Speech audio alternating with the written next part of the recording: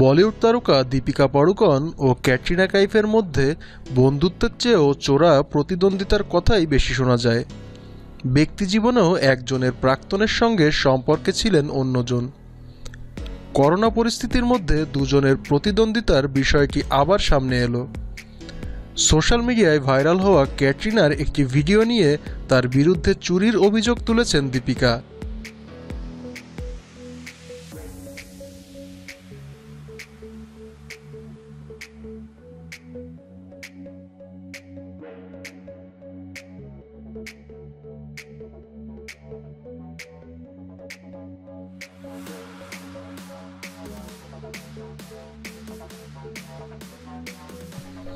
জানা গেছে, করোনা আতঙ্কে হোম কোয়ারেন্টাইনে থাকা ক্যাটরিনা সোশ্যাল মিডিয়ার মাধ্যমে ভক্তদের বাসন মাজা শিখিয়েছেন।